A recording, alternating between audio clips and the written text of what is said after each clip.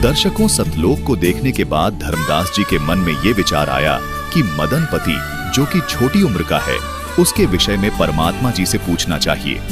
तब धर्मदास जी ने कबीर साहिब जी से क्या पूछा, देखिए कबीर सागर के ज्ञान प्रकाश के पेज 63 पर धर्मदास जी कहते हैं कि हो सदगुरु मैं तुम्हारो दासा, विनती करो खसम तो पासा, पड़े गुणे द्विदिशि किमि जाहि, सो चरित्र वर्णो मोहि पाहि। कबीर साहिब जी ने कहा कि सुनु धर्मणि बहु पढ़ी अर्थावै, शब्द कहे सो चालू न पावै, पढ़ी गुणी नीति विचारै नाही, अस पढ़ुआ सुनु नर कहीं जाही।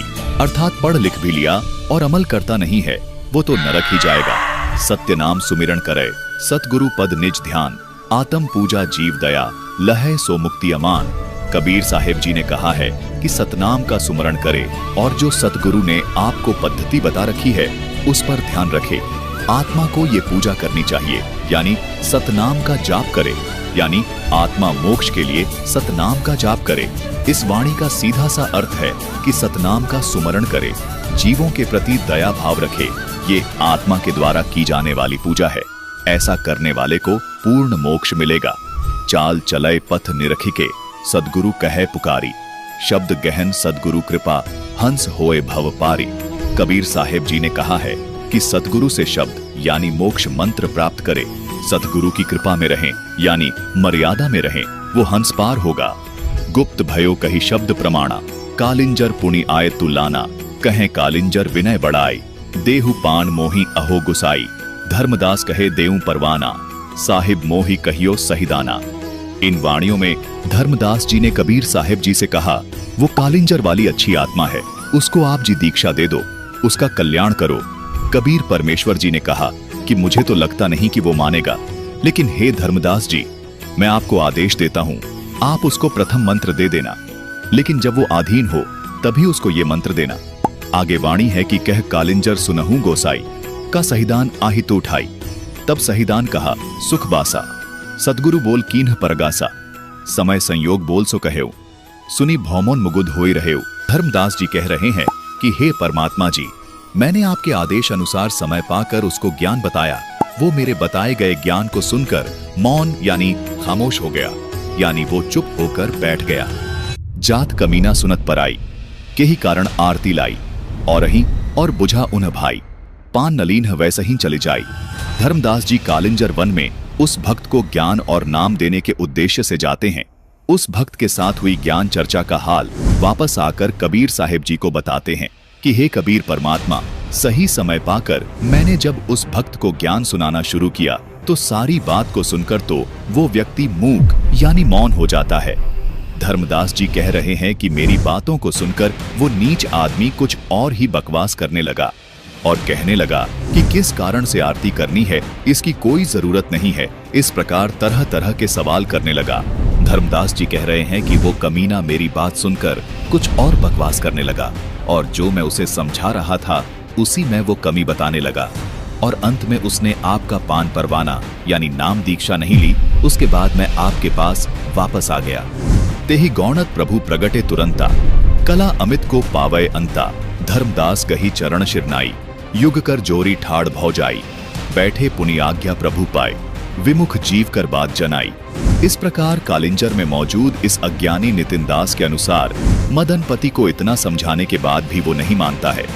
मदनपति की ये दशा देखकर धर्मदास जी कबीर साहिब जी से पूछते हैं कि इन जैसे जीवों का क्या हाल होगा परमात्मा। प्रभु विरतंत कहो अब ताही, वह पान मुक्ति कै लीन्हे सी नाही, मैं भाषेऊं तुमरी सहीदाना, दुर्मति बूझे सी कछुआना। धर्मदास जी कहते हैं कि मैंने आपका ज्ञान उसे समझाया, लेकिन उस दुर्बुद्धि ने अन्य बातें ही करना शुरू कर दिया, यानी ज्ञान से हटकर अन्य सवाल जवाब करने लगा। मदनपति की ये दशा देखकर धर्मदास जी कबीर साहिब जी से पूछते हैं कि इन जैसे जीवों का क्या हाल होगा परमात्मा। तब कबीर साहिब जी ने कहा कि धर्मणि उन्ह जोन पानन लीन्हे, परिहेन काल मुख जाए कमीने। अर्थात जिन्होंने नाम दीक्षा लेकर भक्ति नहीं की वो नीच व्यक्ति तो काल के मुख में ही जाएंगे। तजी रणभूमि टरई जो भाई, तेहि जीव ही निश्चय यम खाई। जो रणभूमि से भाग जाए वो कहीं का नहीं रहता है, अर्थात उसको काल तो निश्चय ही खाएगा। वह यम चोर काल के हंसा, धर्मराय धरि करय विध्वंसा। अर्थात वह तो काल का हंस हो गया, उसकी काल दुर्गति करेगा। धर्मदास तुम सुनहु हमारा, निशिदिन रही हो नाम अधारा। कबीर साहब जी कह रहे हैं कि हे धर्मदास, तुम मेरी बात मान लो, आप नाम जाप करते रहना। दर्शकों, यहाँ कबीर साहब जी नाम जाप के लिए बोल रहे हैं, जबकि ये अज्ञानी नितिन दास नाम जाप को मना करता है।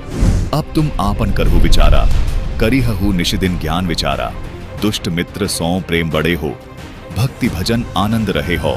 दर्शकों, कबीर सागर की इन वाणियों से स्पष्ट है कि इस कालिंजर वन में रहने वाले इस व्यक्ति को, जिसको ये नितिन दास मदनपति बता रहा है, उसको परमात्मा ने कितना समझाया, लेकिन उसने नाम नहीं लिया।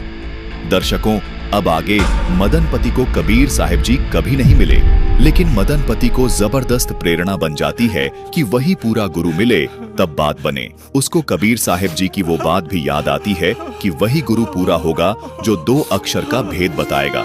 वो गुरु प्राप्ति के लिए पागल सा हो जाता है कि मुझे वही पूरा गुरु मिले।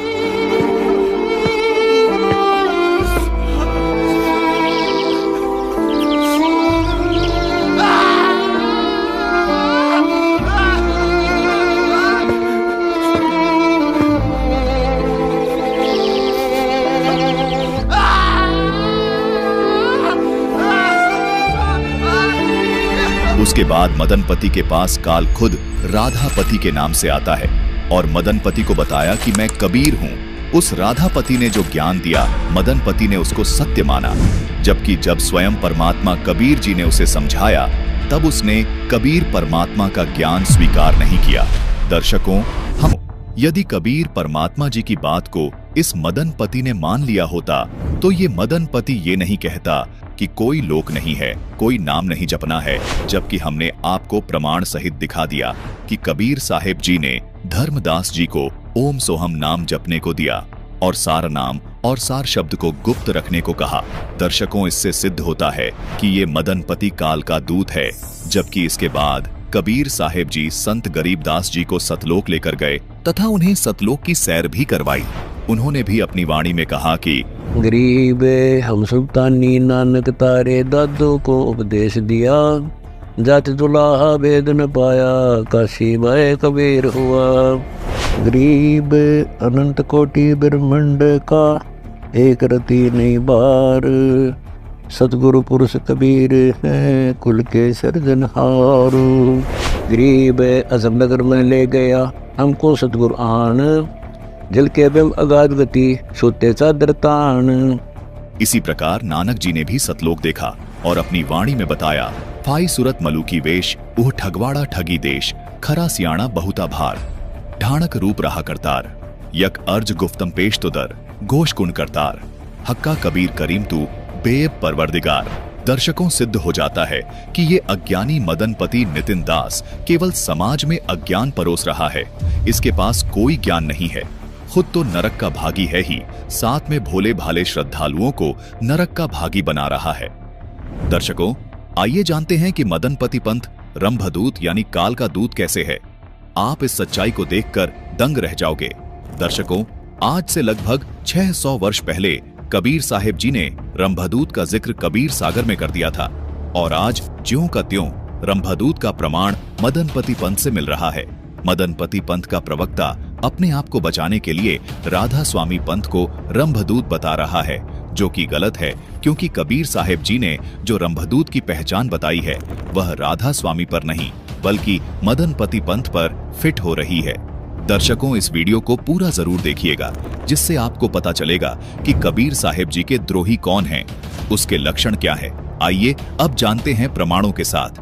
दर्शकों, कबीर सागर के अध्याय अनुराग सागर के पृष्ठ क्रमांक 132 और 133 पर 4 काल के दूतों का वर्णन स्पष्ट लिखा है।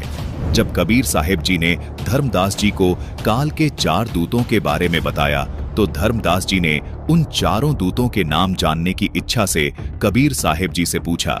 कह धर्मदास, सुनो प्रभु मोरा, अब तो संशय भयो बरजोरा, अब तो विलंब न कीजे साई, प्रथम बतावहु तिन करनाई, जीवन काज मैं पूछूं तो ही, तिनकर चरित्र सुनावहु मोही, तिन दूतन कर भेष बताओ, कहो चिन्हता को प्रभाव, कौन रूप तिन जग में धारें, के ही विधिते सो जीवन पारें, कौन देश पर गटी हैं आई। हे साहिब, सुनी देहु बताई। धर्मदास जी ने कबीर साहिब जी से कहा, हे परमात्मा, आपने जो मुझे काल के 4 दूतों के बारे में बताया है, अब मुझे बहुत संशय हो रहा है। कृपया आप उन काल के दूतों के नाम, उनका भेष, उनके चरित्र, उनके चिन्ह और वो कहां प्रकट होंगे, हे परमात्मा, कृपया ये सब मुझे बताइए। तब कबीर साहिब जी ने धर्मदास जी को बताया कि धर्मदास, मैं तो ही लखाऊं, 4 दूत कर भेद बताऊं, तिनकर नाम प्रथम सुने लीजय, रंभ कुरंभ जय विजय भनी जय।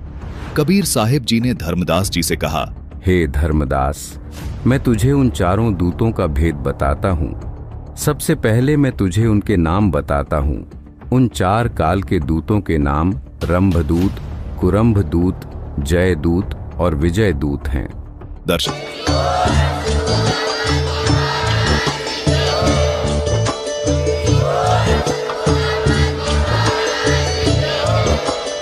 आप सुन रहे थे जगत गुरु तत्वदर्शी संत रामपाल जी महाराज जी के मंगल प्रवचन। अधिक जानकारी के लिए विजिट कीजिए हमारी वेबसाइट www.jagatgururampalji.org। संत रामपाल जी महाराज जी के शुभ आशीर्वाद से पूरे विश्व भर में 500 से भी ज्यादा नाम दीक्षा केंद्र हैं, जिन पर संत रामपाल जी महाराज जी द्वारा ऑनलाइन निशुल्क नाम दीक्षा दी जा रही है। अपने नजदीकी नाम दीक्षा केंद्र का पता करने के लिए संपर्क करें 8222880541।